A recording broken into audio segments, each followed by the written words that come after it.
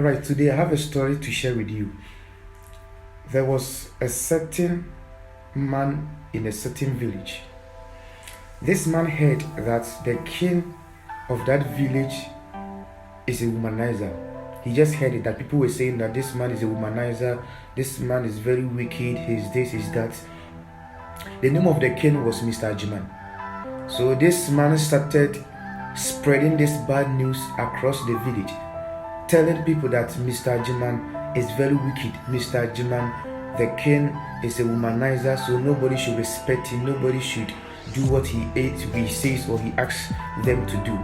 He started tarnishing the image of this king. He did that for 3 years. So the king heard about this, and then he called for this young boy. So the king ordered that they go for this boy. So as soon as this young boy saw the king, he realized that he has made a mistake, because the Mr. Jiman he heard about, he was thinking it was his old time friend. So he made a mistake by tarnishing the image of a wrong person. He didn't know that it was the king rather. He thought it was some Mr. Jiman he used to know back days in the school. So he started kneeling before the king, crying for mercy. And the king said, "I have forgiven you." And he said, "You forgiven me?" He said, "Yes, I have forgiven you, but I want you to do one thing." He said, "King, what is it? I will do everything for you." He said, "I want you to go home and tomorrow come with a pillow. Buy a new pillow. And after you've bought it, I'll forgive you." He said, "Is that all what you want?" He said, "Yes, buy me a pillow, the one we have the feathers inside. That old kind of pillow, the one we have the feathers inside. Buy it tomorrow, come early in the morning, and then once you bring it, I'll forgive you." He said, "That's not a problem, I'll go and do that." Now, early the next morning, this boy was the first person to enter the house with this pillow. So he called for the king, and he said, "King, I've brought what you asked for." He said, "Okay, now you have the pillow.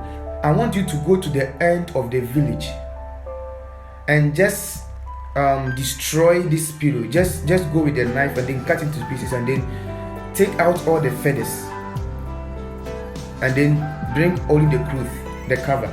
And he said, "Okay."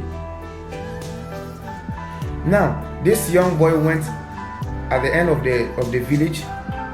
He cut it into two, and then he left the feathers there, and then he brought back to the king the cover of the pillow, and he said, "King, this is what you asked me to do. I have done exactly that. This is the cover of the pillow. I left all the feathers at the back of the village. So have you forgiven me?" He said, "Last thing I want you to do, then I'll forgive you." Now guess what? Now the king told him again. He said, "I want you to go back and take the feathers and bring it back to me. That is the end of your work." He said, "No problem. I sent it back, so it's not a big problem bringing it back." Now this young boy went back into the village to take the feathers back to the king. And when he went, the wind had already blown them away. So he came back to tell the king that, "King, I went to take the feathers, but there was not even a single feather, because the wind has already blown them away." The king now looked at the boy and they said, "Yes, I would forgive you now, but whatever you said against me for the past 2 years has already gone. The image you tarnished, my image you tarnished, those who heard it are not even here. So they have taken the bad news away. I can forgive you, but what you said against my life has already gone into the heart of the people." What I want you to learn from this story is that stop tarnishing people's image. They might later forgive you, but whatever you said against them had already gone in the heart of people. So don't tarnish people's image and think that they will forgive you. May God bless you. Amen.